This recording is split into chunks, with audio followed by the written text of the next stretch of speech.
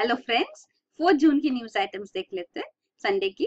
The Hindu newspaper से ये 15 news items pickup की गई है। इनको डिटेल में डिस्कस करेंगे। थोड़ा डिले हो गया है, सॉरी फॉर दैट।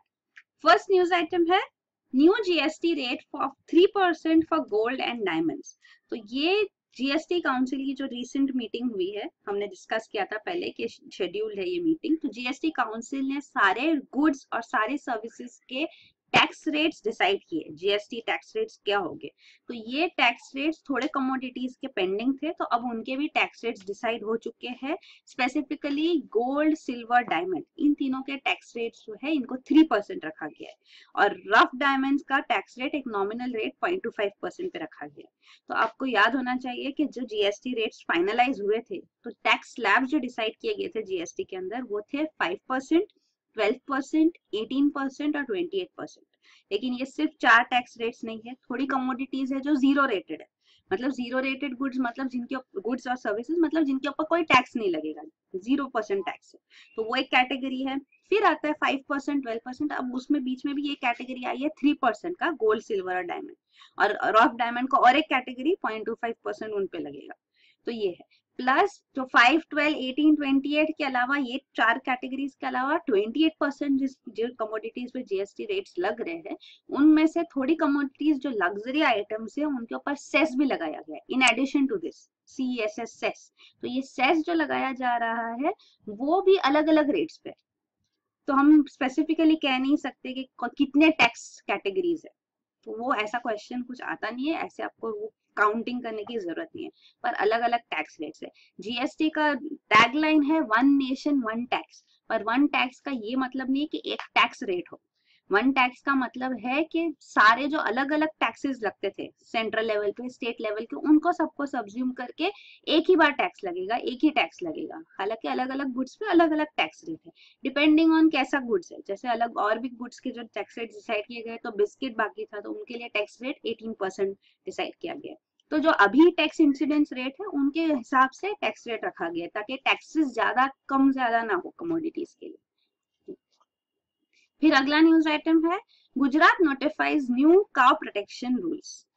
तो गुजरात में एनिमल प्रिजर्वेशन अमेंडमेंट एक्ट 2017 का ऑलरेडी इन प्लेस था, तो उसके अंदर काउ स्लॉथरिंग के लिए भी और काउ ट्रांसपोर्टेशन, इलीगल ट्रांसपोर्टेशन के लिए भी पनिशमेंट थी। अब ये रूल्स नोटिफाई किए गए जिनके अंदर एनहांस्ड पनिशमेंट है, लाइफ टर्म पनिशमेंट होगी काउ स्लॉथरिंग के लिए है, और 5 लाख फाइन भी लगेगा। और इलीगल ट्रांसपोर्टेशन काउ का होगा तो उसके अंदर 7 to 10 years जेल लगेगी और 1 to 5 लाख फाइन। तो ये अभी रूल्स नोटिफाई किए गए। फिर अगला न्यूज आइटम है Indian origin gay minister Leo Varadkar set to become Ireland youngest PM. तो ये आयरलैंड के रूलिंग पार्टी के लीडर इलेक्ट किए गए हैं, इसीलिए अभी आयरलैंड के प्राइम मिनिस्टर बनेंगे। और आयरलैंड प्राइम मिनिस्टर की पोस्ट को कहते हैं टीशॉक, तो ये पोस्ट इनको अब मिलेगी। तो ये लियो वरदकर, ये इंडिया से है, इंडियन ओरिजिन डॉक्टर है। ये फर्स्ट ओपनली गे मिनिस्टर है आयरलैंड के, और ये फर्स्ट होमोसेक्सुअल प्राइम मिनिस्टर बनेंगे। He is only 38 years old। ये कंट्री के यंगेस्ट प्राइम मिनिस्टर भी बनेंगे। तो ये न्यूज है, इनको अभी एंडोर्स करना होगा पार्लियामेंट को, इनका अपॉइंटमेंट फॉर्मली कंफर्म करना होगा। ये होने के बाद ये बाय 13 जून ये प्राइम मिनिस्टर बन जाएंगे। फिर अगला न्यूज आइटम है draft social security code raises doubts about efficacy. तो ये social security code central government ने एंडोर्स करके लाई थी। तो ये लेबर लॉज है, तो सारे जो अराउंड 44 लेबर लॉज है कंट्री में, उन सबको सब्ज्यूम करके एक ड्राफ्ट सोशल सिक्योरिटी कोड बनाया गया है। तो ये ड्राफ्ट अब तक फाइनल नहीं किया गया है, तो ये ओपन है पब्लिक कमेंट्स के लिए। तो इधर लेबर लॉज एक्टिविस्ट काफी स्ट्रांगली इसको क्रिटिसाइज कर रहे हैं, क्योंकि गवर्नमेंट ने कहा था कि इसके अंदर सबको सोशल सिक्योरिटी मिलेगा, मतलब even unorganised workers, domestic help, सबको यहाँ पे कवर किया जाएगा। लेकिन अभी लेबर लॉ एक्टिविस्ट कह रहे हैं कि अगर यहाँ पे अनऑर्गेनाइज सेक्टर वर्कर्स को कवर किया जाएगा, मतलब उनसे कंट्रीब्यूशन लिया जाएगा, अगर सोशल सिक्योरिटी ली जा रही है, बेनिफिट्स दिए जाएंगे, तो डिडक्शंस भी किए जाएंगे उनके सैलरी से। तो ये जो डिडक्शंस है, तो उनके बदले में उनको क्या बेनिफिट्स मिल रहे हैं उसके ऊपर क्लैरिटी नहीं है, तो वो एक कंसर्न है। Plus even social security code में यहाँ पे एक रजिस्ट्रेशन फी का प्रोविजन है, तो उसके ऊपर भी प्रोटेस्ट रेज किए गए हैं। और एक पॉइंट रखी जा रही है कि काफी सारे स्टेट्स में सोशल सिक्योरिटी लॉज काफी एडवांस है, इवन ये जो ड्राफ्ट सोशल सिक्योरिटी कोड है सेंट्रल गवर्नमेंट का उससे भी एडवांस है वो। तो अगर ये सोशल सिक्योरिटी कोड सब पे लाया जाएगा ऑल ओवर द कंट्री तो फिर ये स्टेट्स बैकवर्ड हो जाएगी, तो वो भी एक कंसर्न रेज किया गया है। फिर अगला है EVMs get vote of confidence. तो हमने सुना था ईवीएम चैलेंज अनाउंस किया गया था, चीफ इलेक्शन कमिश्नर ने इसको अनाउंस किया था, सेंट्रल इलेक्शन कमीशन ने, और ईवीएम चैलेंज ही किया गया। इसके अंदर सीपीआईएम ने अब कहा कि हम इसमें चैलेंज नहीं दे रहे, हम सिर्फ इसको एक अंडरस्टैंडिंग लर्निंग प्रैक्टिस लेके इसको हम आगे लेके जा रहे हैं कि हम समझेंगे कि ईवीएम्स कैसे फंक्शन करते। तो वो एक उन्होंने ये पॉइंट रखी। और एनसीपी नेशनलिस्ट कांग्रेस पार्टी ने यहाँ पे पार्टिसिपेट करने से मना किया, क्योंकि उन्होंने कहा कि इलेक्शन कमीशन ने उनको जो ईवीएम है उसका मेमोरी और बैटरी नंबर 4 दिन पहले भी नहीं दिया। लेकिन चीफ इलेक्शन कमिश्नर ने कहा कि ये पॉसिबल नहीं था कि उनको मेमोरी और बैटरी नंबर्स दिए जाए ईवीएम्स का, क्योंकि ईवीएम्स तो सील होके वेयर हाउस में पड़े होते, तो उनको पहले से नंबर नहीं दे सकते। तो ये रीजन दिया गया। तो वही है, अब ईवीएम चैलेंज फिनिश हो गया, मतलब अनचैलेंज ही था, किसी ने चैलेंज नहीं किया। तो इसका मतलब ईवीएम में कॉन्फिडेंस है लोगों को, क्योंकि कोई उसका डिस्क्रिपेंसी यहाँ सामने नहीं है। फिर अगला है India France to join hands on Paris pact. तो इंडिया और फ्रांस मीट हुई, जो prime minister Narendra Modi 4 nation tour पे थे यूरोप में, तो उन्होंने जर्मनी, स्पेन, रशिया और अब फाइनली फ्रांस पहुंचे। तो फ्रांस पे उन्होंने पेरिस क्लाइमेट एग्रीमेंट को जॉइंटली एंडोर्स किया, क्योंकि यही टाइम था जब यूएस प्रेसिडेंट डोनाल्ड ट्रंप ने अनाउंस किया कि वो पेरिस एग्रीमेंट से बाहर जा रहे, वो ऑप्ट आउट कर रहे। तो इसीलिए इंडिया और फ्रांस दोनों ने अपना कमिटमेंट रीअफर्म किया। इंडिया ने कहा कि हम पेरिस एग्रीमेंट में जो कमिटमेंट्स दिया है एनडीसीज में, नेशनली डिटरमिन्ड कॉन्ट्रीब्यूशंस में, उससे भी ज्यादा हम कंट्रीब्यूट करेंगे, तो विल डू आवर बेस्ट। और दोनों कंट्रीज ने टेररिज्म के अगेंस्ट भी पॉइंट्स रखी, कॉपरेट करेंगे टेररिज्म को फाइट करने के लिए, specially terrorism on the internet को क्रिटिसाइज किया गया और उसमें ज्वाइंट कॉपरेशन की बात रखी गई। Even defence cooperation, maritime security में भी दोनों नेशंस कॉपरेट करेंगे। फिर अगला है the lowdown on the Zika virus. तो Zika virus case recently news में इसलिए था क्योंकि गुजरात में 3 केसेस डिटेक्ट किए गए थे इन जैन 2017, पर उनको सामने लाया नहीं गया। कंफर्म्ड केसेस थे, लैब कंफर्म्ड केसेस थे। तो उसके ऊपर फाइनली जब वर्ल्ड हेल्थ ऑर्गेनाइजेशन ने मई 2017 में अपनी वेबसाइट पे इसके डिटेल्स डाले, तब ये पता चला। तो ये जीका वायरस क्या है, इसका बैकग्राउंड पूरा दिया गया है। तो Zika virus Aedes species mosquitoes के उनसे ये ट्रांसमिट होता है वायरस। तो ये एडिस इजिप्टी मॉस्किटो जो एक प्रोमिनेंट कैरियर है, तो वो काफी ट्रॉपिकल कंट्रीज में पाया जाता है, इवन इंडिया में काफी मात्रा में पाया जाता है। इस एडिस इजिप्टी मॉस्किटो से और वायरसेस जो कैरी होते हैं वो है इवन डेंगू, चिकनगुनिया और इवन येलो फीवर। तो वही है, ये कैरियर है इन डिजीजेस के वायरसेस का। प्लस ये जीका वायरस, इसका नाम इसलिए रखा गया क्योंकि युगांडा में जीका वायरस, जीका फॉरेस्ट है, वहां पे ये पहली बार रीजस मंकी में पाया गया था इन अराउंड 1947। उसके बाद ये वायरस काफी सारे कंट्रीज में फैला है, अफ्रीका, एशिया में, लेकिन ये हार्मफुल नहीं था। तो अब तक ये हार्मफुल नहीं था। 2007 में पहली बार हंड्रेड्स ऑफ केसेस इसके डिटेक्ट किए गए in south western Pacific island nation. फिर यहाँ से फिर बाद में 6 साल बाद यहाँ पे फ्रेंच पॉलिनेशिया में, अगेन एन आइलैंड नेशन, यहाँ पे 30,000 केसेस आए जीका वायरस के, जिनके अंदर मेडिकल अटेंशन की रिक्वायरमेंट थी, मतलब कंसर्न्स थे वहां पे। उनमें से 70 लोग थे, उनको सिवियर न्यूरोलॉजिकल डिसऑर्डर्स हुए, जैसे कि गुलियन बेयर सिंड्रोम। तो ये गुलियन बेयर सिंड्रोम है जिसके अंदर इम्यून सिस्टम, इम्यूनिटी जो है, इम्यून सिस्टम नर्वस सिस्टम को अटैक करता है, तो इससे काफी मूवमेंट में ऐसा तकलीफ होती है, इवन पैरालिसिस हो जाता है।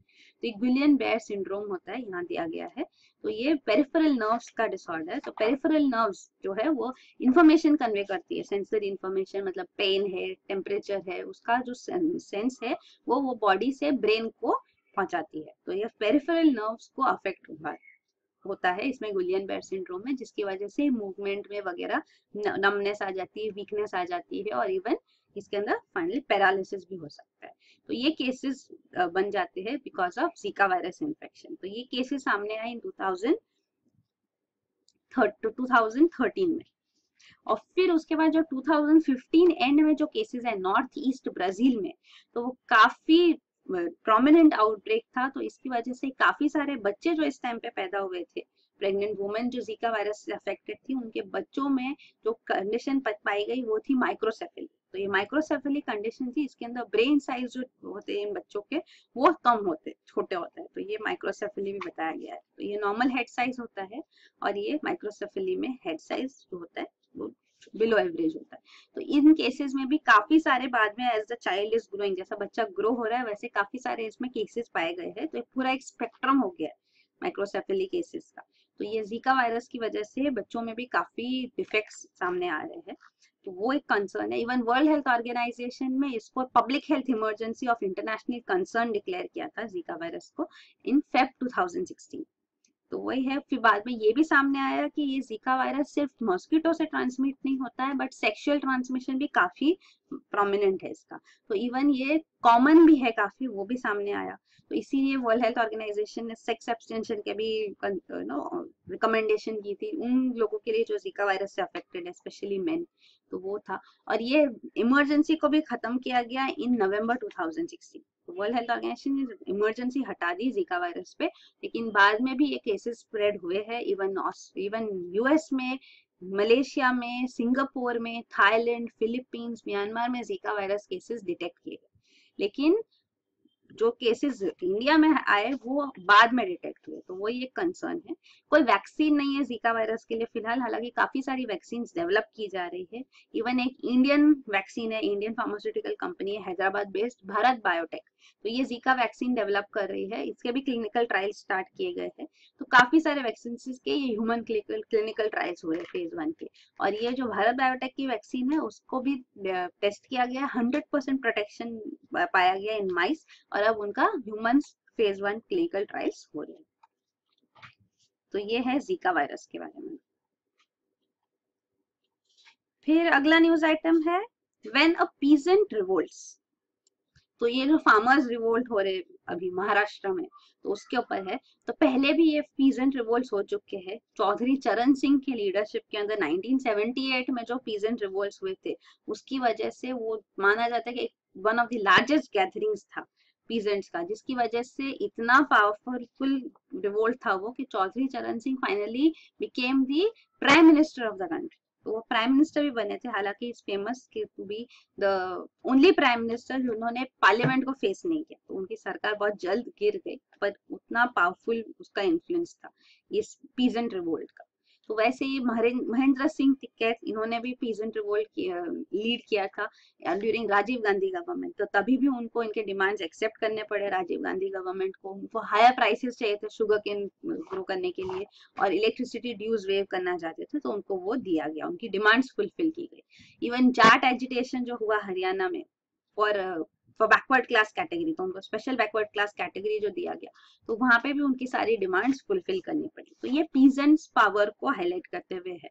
और अभी जो प्रेजेंट केस है पीजेंट रिवोल्ट का महाराष्ट्र में, तो वहां पे भी जो डिमांड्स है वो present Maharashtra government under Devendra Fadnavis, उन्होंने ये डिमांड्स एक्सेप्ट किए। उनको फार्म लोन वेवर चाहिए था for small and marginal farmers, हालांकि 80% फार्मर्स महाराष्ट्र में स्मॉल एंड मार्जिनल है, तो फार्म लोन वेवर मिलेगा। इवन जो पेनल्टी और इंटरेस्ट है ऑन पेंडिंग पावर बिल्स, उनको भी माफ किया जाएगा। तो ये सारी डिमांड्स एक्सेप्ट किए गए। इवन उनको चाहिए थे मिल्क का प्रोक्योरमेंट प्राइस इंक्रीज किया जाए, तो वो भी एक्सेप्ट किया गया। वो चाहते हैं कि मिनिमम सपोर्ट प्राइस से बिलो प्राइस पे अगर कोई एग्रीकल्चरल प्रोड्यूस प्रोक्योर करता है तो उनको क्रिमिनल ऑफेंस मानना चाहिए उसको, और इसके लिए एक लॉ होना चाहिए। तो वो डिमांड को भी गवर्नमेंट ने एक्सेप्ट किया। तो ये सब है। तो ये रीजन क्या है कि फार्मर्स को इतना क्राइसिस क्यों फेस करना पड़ा है, तो ये आर्टिकल में मेन रीजन ये बताया गया है कि ये सब्सिडी सिस्टम जो है, सब्सिडी रेजिम जो है वो पूरा डिस्टॉर्टेड है, वो गलत है। तो सब्सिडी किसको दिया जाता है? सीरियल क्रॉप्स को। तो सीरियल क्रॉप्स जो है उनका एविडेंस ये बताता है कि सीरियल क्रॉप्स का डिमांड अब कम हो रहा है, क्योंकि फूड पैटर्न्स, फूड हैबिट्स भी चेंज हो रहे हैं। तो गवर्नमेंट ज्यादा से ज्यादा एमएसपी जो है सीरियल्स के लिए देती है, तो फार्मर्स भी सीरियल्स ग्रो करते हैं, और फिर प्रोक्योरमेंट उतना नहीं हो पाता, जिसकी वजह से फिर उनको प्राइसेस मिलते नहीं है और डिस्ट्रेस सेल करना पड़ता है। और दूसरा चीज है कि जो ये एमएसपी दी जाती है, मिनिमम सपोर्ट प्राइसेस हाई दी जाती है, तो स्पेशली शुगर केन और कॉटन, इनका प्रोडक्शन उन रीजन्स में भी किया जा रहा है जहाँ पे वो क्लाइमेटिकली सुटेबल क्रॉप नहीं है। तो वो भी कंसर्न है, जिस वजह से वो वाटर इंटेंसिव भी काफी है, तो वहां पे काफी कंसर्न्स वो फिर डिस्ट्रेस में चले जाते हैं वो रीजन्स। तो ये सारे पॉइंट्स जो है ये गवर्नमेंट की सब्सिडी रेजिम को अलाइन करना जरूरी है, वो हाईलाइट करते हुए बताया गया है। और फिर जो है इवन अभी जो नया ट्रेंड स्टार्ट किया गया है bye UP government under Yogi Adityanath, जो फार्म लोन वेवर दिए गए, तो उस वजह से काफी ज्यादा और डिमांड्स क्रॉप हो गए, वो एक्सपेक्टेड भी था, और अब महाराष्ट्र में भी वही डिमांड किया गया। तो ये जो फार्म लोन वेवर दिए जाते हैं, मतलब जो लोन्स माफ किए जाते हैं, ये कोई सोल्यूशन नहीं है। सोल्यूशन है एग्रीकल्चर डिस्ट्रेस के रूट कॉज को टारगेट करना। तो उसके लिए जो गवर्नमेंट को स्टेप्स लेने चाहिए, तो रूरल इंफ्रास्ट्रक्चर इंप्रूव करना चाहिए, सप्लाई चेन इंप्रूव करना चाहिए, जो मिडिल मैन होते हैं फार्म सप्लाई में उनको यहाँ से एलिमिनेट करना चाहिए, पावर सप्लाई रिलायबल उनको प्रोवाइड करना चाहिए, इरिगेशन फैसिलिटीज हो, ताकि उनका एग्रीकल्चरल डिस्ट्रेस है वो कम हो सके। तो ये पॉइंट्स है। फिर अगला न्यूज आइटम है crypto currency, an idea whose time has come. तो ये है क्रिप्टो करेंसीज, मतलब जो क्रिप्टोग्राफी यूज करके, ये कंप्यूटर एल्गोरिथम्स यूज करके प्रोग्राम्स बना के करेंसीज को जनरेट किए जाते हैं। तो ये क्रिप्टो करेंसी जो है वो फिलहाल काफी प्रोमिनेंट हो गई है। तो इसके रीजन यही है कि ये पॉसिबल है, कंप्यूटर्स यूज करके आप ऐसी करेंसीज बना सकते हैं प्रोग्राम्स से। फिर दूसरा है कि अभी जो गवर्नमेंट की करेंसीज जो इशू की जाती है उनके ऊपर डिस्ट्रस्ट हो गया, क्योंकि करेंसीज कभी भी डीवैल्यू हो सकती है, डीमोनेटाइज हो सकती है, तो वो है। तीसरा है कि सेफ एसेट्स जिसके अंदर इन्वेस्ट किया जा सके वो काफी कम हो गई अभी। तो ये एक एवेन्यू है कि आप यहाँ सेफली अपना एसेट इन्वेस्ट कर सकते हैं। तो इसीलिए क्रिप्टो करेंसीज डिमांड में है। और क्रिप्टो करेंसीज का ये जो फर्स्ट क्रिप्टो करेंसी बनाई गई थी वो था बिटकॉइन।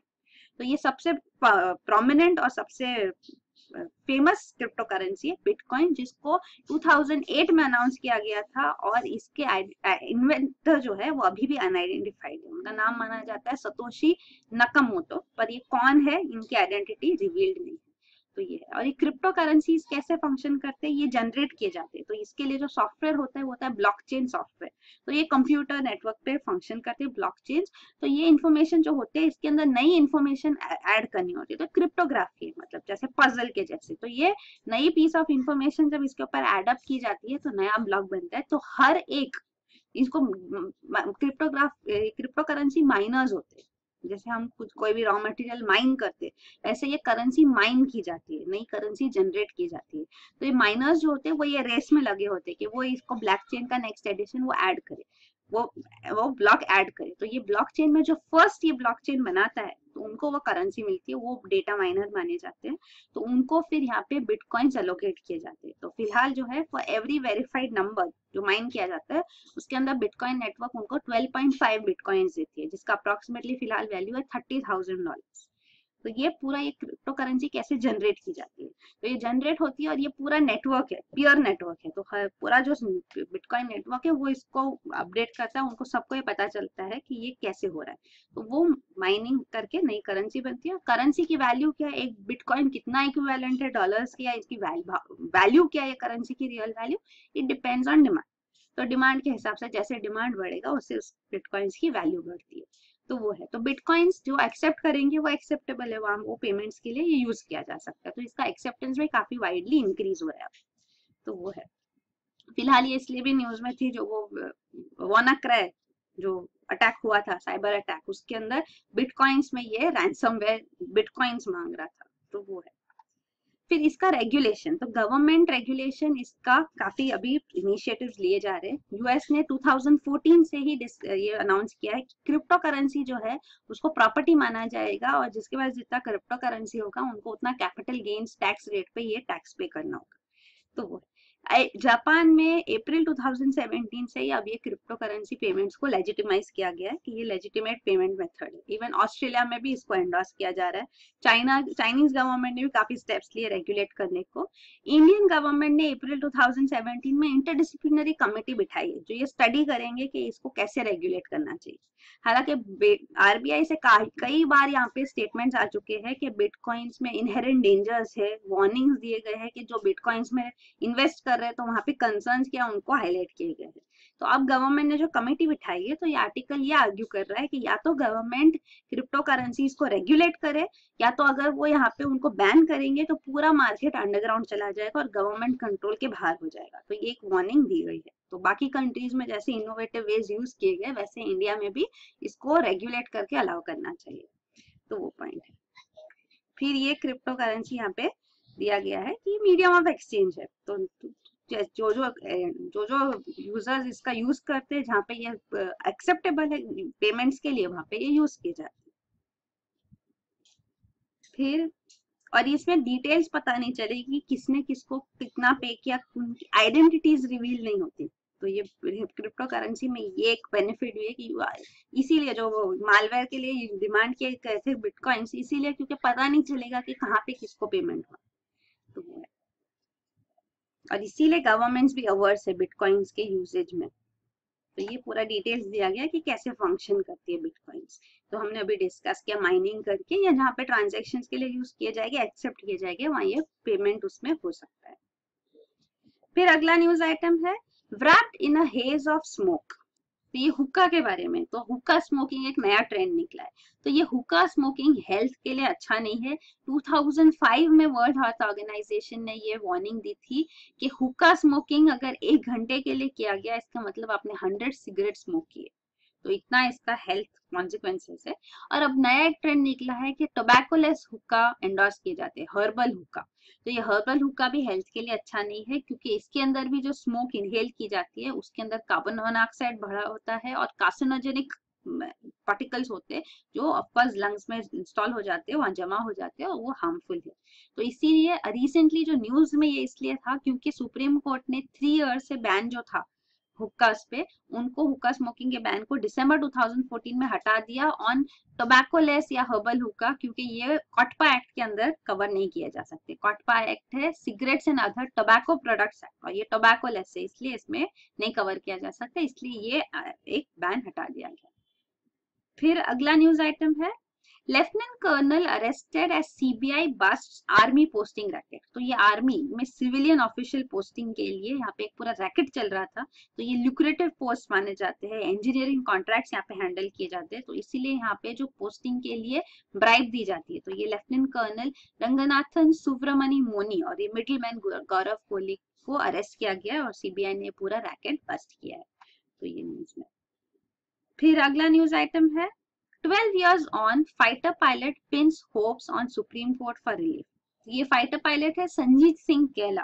तो ये मिग पायलट थे और ये ट्रेनिंग के लिए मिग फाइटर जब फ्लाई कर रहे थे 2005 में, तो ये टेक ऑफ के थोड़े मिनट्स में ही ये मिग फाइटर बर्स्ट हो गई, फ्लेम्स आग लग गई उसको, और इसके अंदर उनको फिर वो पूरी बर्निंग एयरक्राफ्ट को वो हैबिटेट एरिया से बाहर ले जाके उन्होंने इसको नल एयरबेस में वहां पे क्रैश लैंड किया। तो इनकी इस एक्सीडेंट में जो इनको इंजरीज आई, सिवियर पेन जो मिले इनको, उनकी वजह से परमानेंटली अनफिट हो गए, ये फाइटर और हेलीकॉप्टर को फ्लाई नहीं कर सकते। तो इनका अभी जो पोस्टिंग है वो है commanding officer in NCC, national cadet corps. तो इन्होंने केस फाइल किया against union government, his employer and also against aircraft manufacturer Hindustan aeronautics limited. तो उनका ये मानना है कि ये जो है इनका आर्टिकल 21 फंडामेंटल राइट जो है, राइट टू लाइफ, उसको वायलेट किया गया है, क्योंकि ये जो एक्सीडेंट हुआ ये इस पुअर वर्कमैनशिप की वजह से हुआ कि हाल ने जो ये डिजाइन किया, ये जो बनाया है एयरक्राफ्ट, वो सही से नहीं बनाई गई, यहाँ फटीक क्रैक हुआ और उसकी वजह से एयरक्राफ्ट का एक्सीडेंट हुआ। तो उन्होंने काफी सारे आरटीआईज किए और उनको काफी मुश्किलों के बाद इंफॉर्मेशन मिली कि इंडियन एयरफोर्स में जो इंटरनल प्रोब किया गया है क्रैश में, तो उसके अंदर क्या ऑब्जर्वेशन सामने है। तो फाइनली उनको दिल्ली हाईकोर्ट में जो केस में उनको रिलीफ मिली, उनको दिल्ली हाईकोर्ट ने ऑर्डर किया कि यूनियन गवर्नमेंट को इनको 5 लाख कंपेंसेशन पे करना होगा, क्योंकि इनके ऊपर जो ट्रॉमा इनको गुजरना पड़ा, जो ट्रॉमा से इनको इन्फॉर्मेशन नहीं दी जा रही थी, और ये राइट टू लाइफ वायलेट कर रहा है, right to work in safe environment को वायलेट किया गया है। तो इसीलिए 5 लाख फाइन गवर्नमेंट देगी और हिंदुस्तान एरोनॉटिक्स लिमिटेड को 50 लाख का फाइन पे करना होगा to compensation, not fine, 50 lakh compensation pay करना होगा टू मिस्टर केला। तो दोनों कंपेंसेशन पे करेंगे यूनियन गवर्नमेंट और हाल, 5 लाख और 50 लाख। तो ये ऑर्डर था दिल्ली हाई कोर्ट का, लेकिन अब ये हाई कोर्ट के ऑर्डर को सुप्रीम कोर्ट ने के वेकेशन बेंच ने स्टे कर दिया। तो ये स्टे ऑर्डर आ गया इस पे, तो अब सुप्रीम कोर्ट बेंच इस पे हियरिंग करेगी और मिस्टर केला ने कहा कि हाँ, मैं यहाँ पे भी फाइट करने के लिए रेडी हूँ। फिर अगला न्यूज आइटम है Facebook seeks India payment system patent. तो फेसबुक ने व्हाट्सएप को अक्वायर कर लिया है, व्हाट्सएप उनके अंदर है, और व्हाट्सएप ने एंड टू एंड एनक्रिप्शन लाया है। तो सारे मैसेजेस जो व्हाट्सएप से जाते हैं वो एंड टू एंड एनक्रिप्टेड है, वो हैक नहीं किए जा सकते। और अब व्हाट्सएप लॉन्च करने वाला है electronic payment system through messaging. तो ये मैसेजिंग से इलेक्ट्रॉनिक पेमेंट किया जा सकता है। तो इसके लिए फेसबुक ने इंडिया में पेटेंट के लिए भी अप्लाई किया है। तो चेन्नई पेटेंट ऑफिस में एप्लीकेशन डाला है उन्होंने। इवन सिमिलर सिस्टम जो उनका यूएस में, वहां पे भी उन्होंने यहाँ पे पेटेंट के लिए अप्लाई किया, वहां पे भी अप्रूवल पेंडिंग है। तो ये ट्रांजैक्शनल पेमेंट सिस्टम अब लॉन्च किया जाएगा और उसके लिए पेटेंट भी डाला गया है।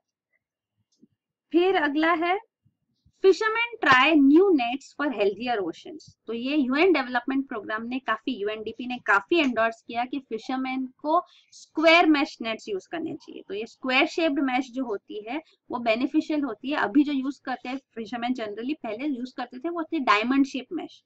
तो ये डायमंड मैश जो होती है उसके अंदर स्मॉल फिश भी अटक जाती है और फिर वो वहां पे फिशिंग सस्टेनेबल नहीं रहती, क्योंकि स्मॉल फिश अगर अटक जाएगी, फिश नेट में आ जाएगी, तो एक तो उनका भाव इतना कुछ होगा नहीं, उनको ब्रीडिंग करने नहीं मिलेगा, तो नए फिश भी ग्रो नहीं होंगे, तो वो सस्टेनेबल नहीं रहेगा।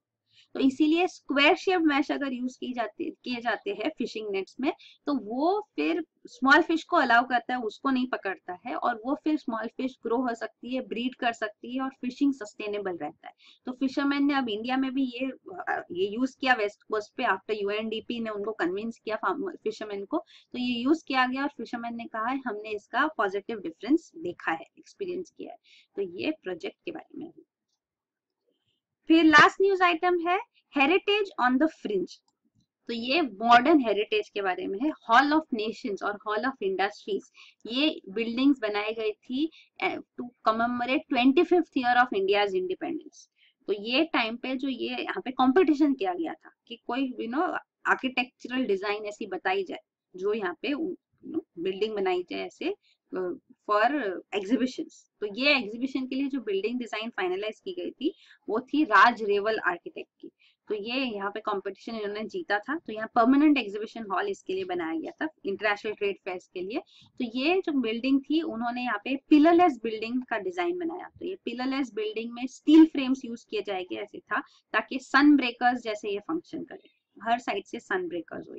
तो ये जो बिल्डिंग के लिए जो फ्रेम्स थे, तो स्टील वो टाइम पे इंडिया वो टाइम पे इतना स्टील शॉर्टेज था उनके पास, तो इसीलिए स्टील यूज करना डिफिकल्ट था, स्टील ट्यूब्स कनेक्टर्स नहीं मिल पाते, इसीलिए यहाँ पे उस टाइम पे कॉन्क्रीट, रीइंफोर्स्ड कॉन्क्रीट जो आरसी कहते हैं, तो रीइंफोर्स्ड कॉन्क्रीट यूज किया गया और ये बोल्डली ये डिजाइन करके आर्किटेक्चरल मार्वल बनाया गया। तो अब ये जो हॉल ऑफ नेशंस है और हॉल ऑफ इंडस्ट्रीज है, इसके साथ साथ यहाँ पे नेहरू पेविलियन भी है इस यहाँ पे प्रगति मैदान में। तो ये नेहरू पेविलियन में जवाहरलाल नेहरू जी की लाइफ और उनसे एसोसिएटेड सारे पूरा एग्जीबिशन है उनके रिलेटेड, तो वो सबको यहाँ पे डिमोलिश किया जाएगा। तो ये मिनिस्ट्री ऑफ कॉमर्स के अंदर आता है, इंडिया ट्रेड प्रमोशन ऑर्गेनाइजेशन, तो इन्होंने इसको एंडोर्स किया। तो ये पूरा डिमोलिश किया जाएगा और यहाँ पे state of the art world class integrated exhibition come convention centre अब बनाया जाएगा। तो ये इसके अप्रूवल दिया गया, लेकिन यहाँ पे सारे जो आर्किटेक्ट्स थे और आर्किटेक्चरल इंस्टीट्यूशन है उन्होंने इसको काफी प्रोटेस्ट किया, क्योंकि ये मॉडर्न हेरिटेज बिल्डिंग है, तो इसको क्यों डिमोलिश किया जा रहा है। लेकिन जब हेरिटेज कंजर्वेशन कमेटी के पास ये प्रपोजल गया गवर्नमेंट के कमेटी के पास, तो ये हेरिटेज कंजर्वेशन कमेटी ने इसको हेरिटेज बिल्डिंग क्लासिफाई करने से लिए कैसे मना कर दिया, कि ये कहते हुए कि ये 60 ईयर ओल्ड बिल्डिंग नहीं है, ये यंग बिल्डिंग है। तो क्या मॉडर्न आर्किटेक्चर हेरिटेज स्टेटस नहीं ले सकती, तो उनको कैसे हेरिटेज, उनको कैसे प्रोटेक्ट करना चाहिए। तो इसीलिए इवन इंटेक्स करके जो ऑर्गेनाइजेशन है उन्होंने क्राइटेरियाज दिए कि कैसे ये आप कर सकते हैं। तो उसके लिए उन्होंने कहा है कि अगर एक्सेप्शनल आर्किटेक्चरल सिग्निफिकेंस है बिल्डिंग का, या तो कोई मास्टर आर्किटेक्ट का काम है ये, या तो वो बिल्डिंग टाइपोलॉजी का एक एग्जाम्पल है कि एक टाइप का ये बिल्डिंग हो सकता है, एंसेम्बल स्ट्रक्चर्स है, या रिलीजियस बिल्डिंग है, या कोई लिविंग कोई पर्सन जिनको सिग्निफिकेंट पर्सनालिटी की लाइफ से एसोसिएटेड बिल्डिंग है, तो उन सब बिल्डिंग्स को आप मॉडर्न आर्किटेक्चरल हेरिटेज स्टेटस दे सकते हैं और उनको प्रोटेक्ट और प्रिजर्व कर सकते हैं। तो ये लैकिंग है इंडिया में, वो अब यहाँ पे हाईलाइट किया गया है। तो ये जो है ये बिल्डिंग है और अब इसको डिमोलिश किया गया, हॉल ऑफ नेशंस। तो यही है न्यूज आइटम्स। Thank you.